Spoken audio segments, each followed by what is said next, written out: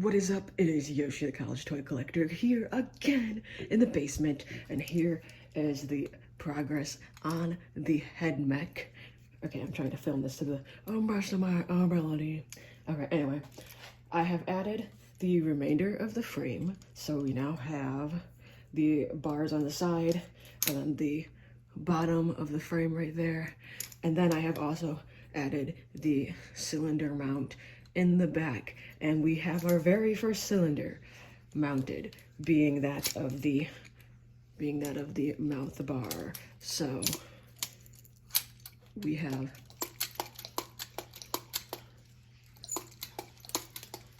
the mouth bar mounted. So very exciting, very exciting. I'm currently working on the hinge at the neck, so let me show you that. Put this to the side here. Okay. So what I showed a video of drilling these.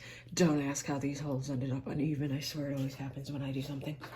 And we have this, and then I am placing these on here like this, and this is going to create the bottom hinge connection. So it's going to look like this.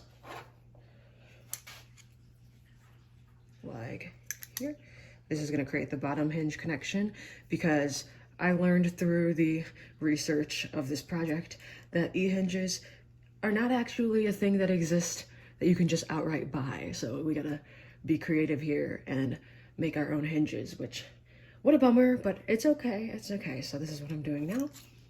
Also, I have the shoulder made or created or whatever, I don't know. This is my shoulder construction. I started this yesterday.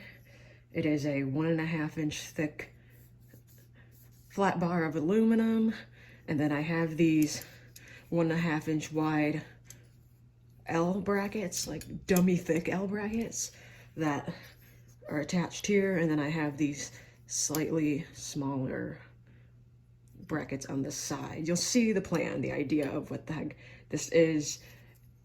It'll make sense.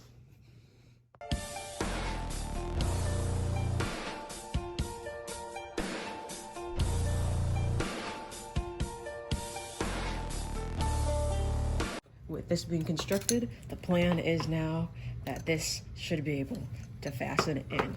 So hopefully this indeed works. So that one is not long enough. I specifically made it this one's long enough. Just called finding random hardware that I didn't originally buy for this, but it works. So all right, like that. That's kind of how it's gonna be, and then it's gonna be able to rock back and forth just like that. I just gotta fasten the end of this. So let's do that. So there's a bunch of these random wrenches laying around and stuff, but of course the ones that I need for certain nuts are missing. So I unfortunately have to use this, which caused this incident right here. So very exciting about having to use this monstrosity again. I seriously don't know where the other wrenches went. They're not mine, so they could be really anywhere in the basement. Who the hell knows?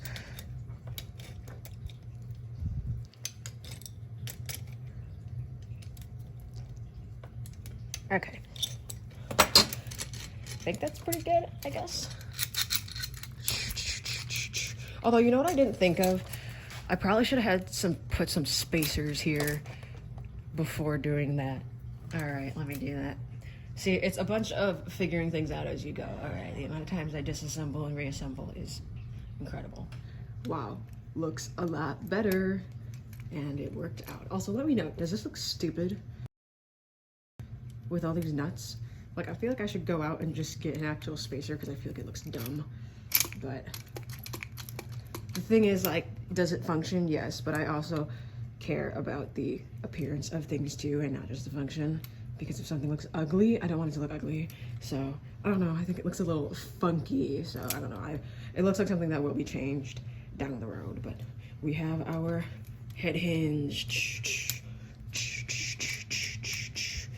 Hope you like the sound effects. All right, so here's the idea of how this is gonna work. This is a non-threaded rod, And I still need to figure out how I want to go about fastening this, because I think I need to get shaft collars is what they're called. I figured that out because I honestly didn't know how to go about fastening it, so we'll see how that goes.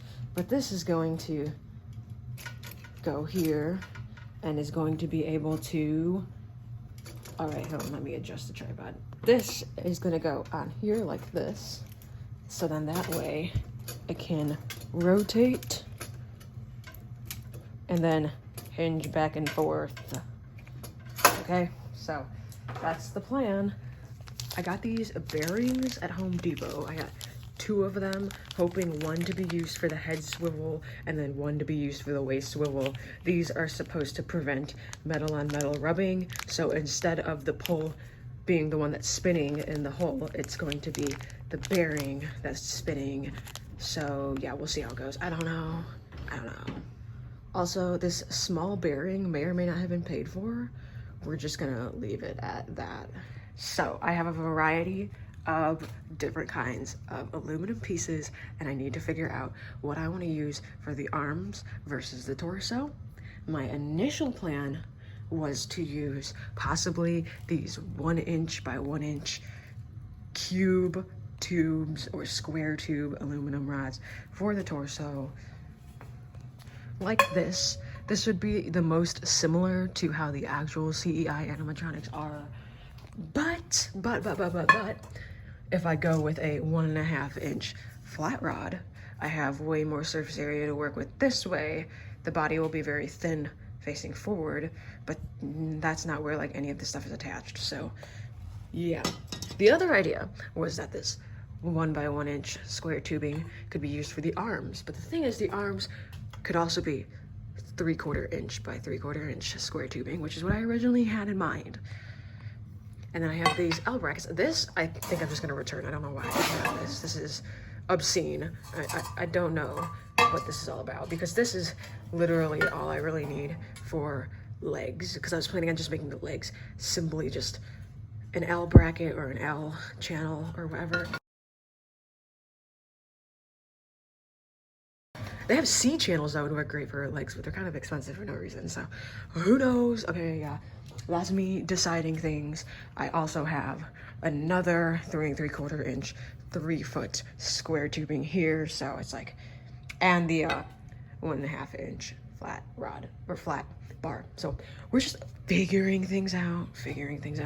So I think ultimately I am gonna go with this being the arm though, because I can still mount a cylinder. Here's an arm cylinder, and I can still mount it. The bore of the cylinder is 1", so it is kind of big dummy wide, but in terms of mounting, it can be mounted. So yeah, we'll just see how this goes. I marked up this flat bar, so these are going to be the shoulder hinge areas where there's going to be a hole so that the arm can spin, or not spin, it can hinge up and down. And then these are going to be the partisans. I don't know what to call them. They're the things inside the torso that the rod twists and the cylinders will be mounted to, or whatever. I don't know how to describe it, but it's these things.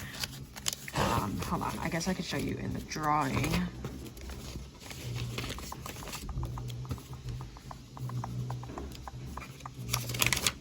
These things, those. I have this marked up now. I did ultimately decide a 3/4" square tube would be fine for these arms, so that is what I'm gonna go with. Also added here the waist hinge bar, which is gonna be making my own hinges on the waist thing, kind of like how I did on the head right here.